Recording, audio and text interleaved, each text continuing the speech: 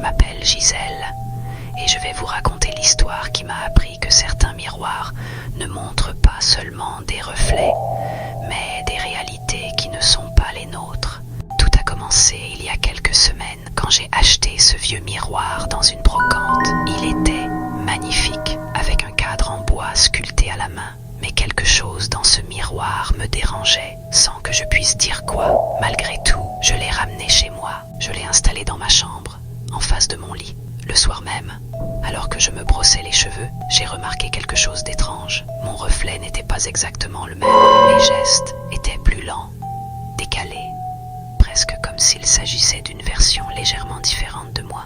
J'ai cru que c'était la fatigue, mais chaque soir, c'était pareil. Mon reflet était toujours en retard. Et puis, quelque chose d'horrible s'est produit. Je me suis réveillée, sans savoir pourquoi. Un mauvais pressentiment. Quand j'ai regardé vers le miroir, je l'ai vu. Mon reflet était debout, face à moi, mais il ne me regardait pas.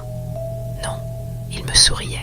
J'étais paralysée par la peur. Comment était-ce possible? Je ne bougeais pas, mais ce reflet, cette chose, me saluait, comme si elle me voyait. Et son sourire, ce sourire n'était pas le mien. J'ai essayé de me rapprocher du miroir. Lentement, mon reflet a commencé à m'imiter, mais ses mouvements étaient maladroits, presque comme si quelque chose qui n'était pas humain essayait de se faire passer pour moi. J'ai soudain eu la certitude que ce que je regardais n'était pas moi. Puis, son visage a commencé à changer. Ses traits se tordaient, sa peau devenait plus pâle, ses yeux s'agrandissaient et son sourire. Oh, ce sourire!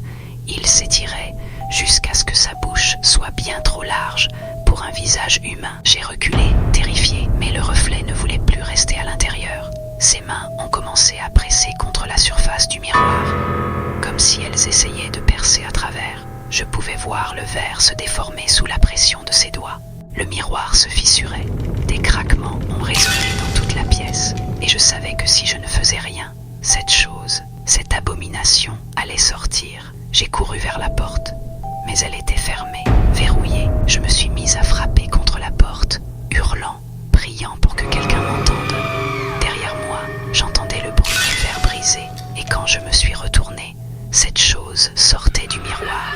Sa peau était grise, ses membres allongés de manière grotesque, et ses yeux noirs me fixaient avec une faim insatiable. Elle se tenait là, devant moi, me dévisageant, son sourire s'étirant encore plus. J'ai senti ma gorge se nouer. Elle n'avait plus rien d'humain. C'était comme si quelque chose de plus ancien, de plus maléfique que tout ce que je n'avais jamais imaginé, avait pris mon visage pour sortir du miroir. Et puis, il a fait noir. Je ne sais pas comment, mais je me suis réveillée le lendemain. Le miroir était là, intact, mais je savais que ce n'était pas fini. J'ai cru m'en être sortie, mais chaque jour, quelque chose change. Ce matin, je me suis réveillée avec une mèche de cheveux plus courte. Hier, un bleu est apparu sur mon bras, comme si quelqu'un d'autre portait mon corps pendant que je dormais. Je ne suis plus seule dans ce miroir, et bientôt, ce ne sera plus moi qui te racontera cette histoire.